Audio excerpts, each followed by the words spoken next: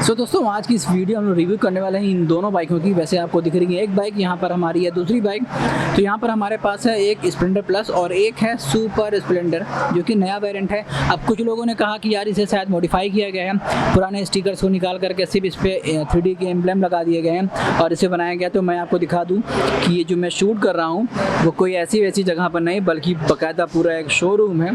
तो यहाँ पर मैं शूट कर रहा हूँ। तो आप ये नहीं कह सकते हो कि ये कोई बनाई हुई बाइक है, जबकि ये कंपनी की मैन्युफैक्चर बाइक है। तो यार इस पर ये कमेंट मत करो कि ये फेक वीडियो है, ठीक है। अब आ जाते हैं अपने मुद्दे पर कि आखिर इन दोनों बाइकों में अंतर क्या है और सिमिलैरिटीज़ क्या है। तो सिमिलैरिटीज़ के नाम पर आपको बताया कि जब ये स्प्लेंडर प्लस आई थी तो ये भी बहुत से अच्छे कलर में आया करती थी। बाद में से एक बहुत ही बेहतरीन सा डार्क एडिशन नाम का एक लॉन्च किया गया कलर वेरिएंट, जहाँ पर आपको पूरा का पूरा जो बाइक है वो ब्लैक कलर में दिखती थी और उसमें कोई भी स्टिकर नहीं हुआ करते थे, केवल हीरो और स्प्लेंडर प्लस लिखा रहता था। जहाँ पर हीरो लिखा है वहीं पर और जहाँ स्प्लेंडर प्लस लिखा है वहीं पर। फिर बाद में क्या हुआ कि धीमे से इसके अंदर आया कि आप इसे शोरूम के अंदर कुछ अपने हिसाब से मॉडिफाई करवाए हुए स्टिकर्स को इसमें इंस्टॉल करवा सकते हो। तो वो वक्त आया तो उसमें भी आपको करीब 1700-1800 रुपये खर्च होते थे, तब जा करके आपकी उस बाइक में जो है स्टिकर इंस्टॉल हो जाते थे। उसके बाद आया कि यार शायद हीरो की स्प्लेंडर प्लस में अब आपको एक्स्ट्रा देखने को मिलेगा। तो ये रहा वही वाला वेरिएंट जिसमें आपको एक्स्ट्रा देखने को मिल जाता है। यहाँ पर मैं आपको दिखा देता हूँ कि यही है वो वेरिएंट जिसमें आपको एक्स्ट्रा दिख जाता है। तो ये जो आप इसमें से देख रहे हैं इसी से आपको मालूम पड़ जाएगा, ठीक है। तो ये वाला वेरिएंट आया तो इस वाले वेरिएंट में आपको कंपनी से अप्लाई हुए स्टिकर्स मिलने लग गए, जहाँ पर आपको कुल 4 कलर के स्टिकर दिए गए हैं। अब उसमें कुछ भी हो सकता है, वो मैं अभी आपको नहीं बता रहा हूँ, आपने ऑलरेडी मेरी वीडियोज़ में देख लिया है। तो ये सारी चीज़ें होंगी। इसका एक मैंने हिस्ट्री बता दिया कि आखिर ये बाइक कहाँ से कहाँ पर पहुँची है। तो इसी की सक्सेस को देखते हुए हीरो ने अपनी इस सुपर स्प्लेंडर में भी ये वाला काम करने का सोच लिया कि यार इसमें भी एक बार करते हैं।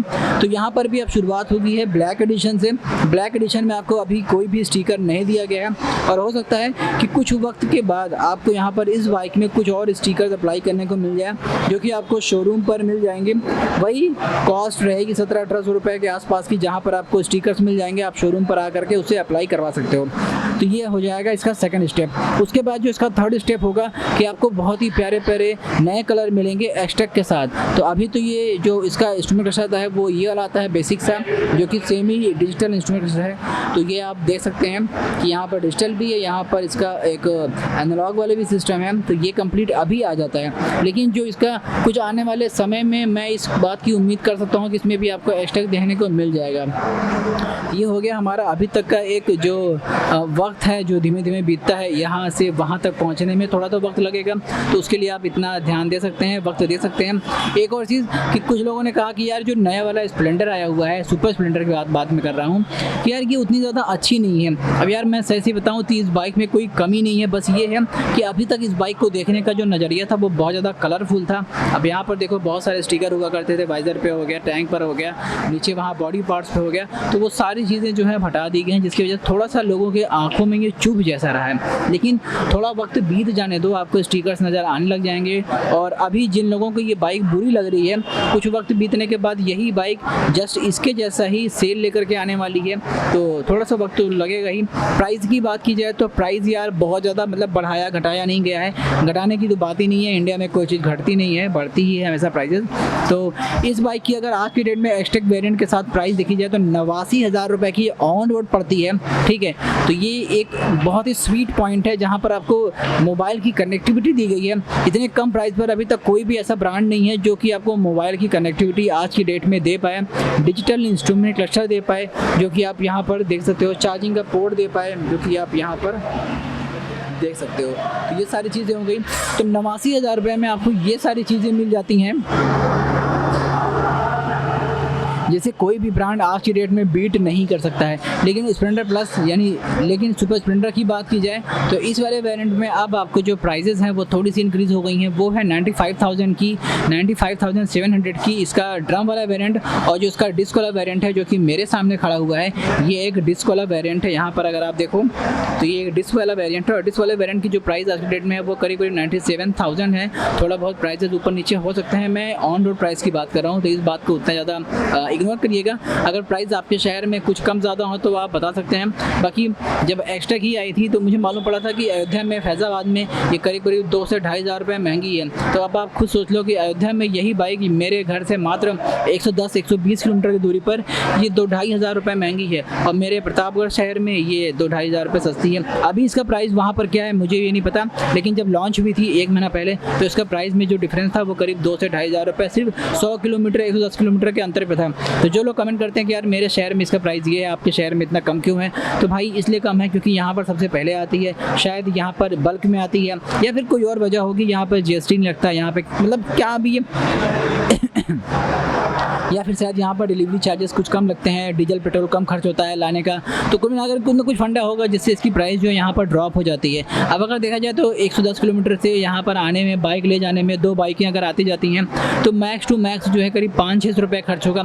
फिर भी आपका करीब 1918-19 रुपये तो बच ही जाएगा अगर आप बाइक मेरे शहर से आकर के ले जाते हो तो, ठीक है। तो ये प्राइजेस जो हैं वो तो आप खुद से डिसाइड कर सकते हो कि आपको कहाँ पर कौन सा कैसे करना है। लेकिन यहाँ पर मैं वापस से इस बाइक को एक बार दिखा देता हूँ कि यहाँ पर आखिर में दिया क्या गया है। तो ये फुल ब्लैक फिनिश में दिया गया।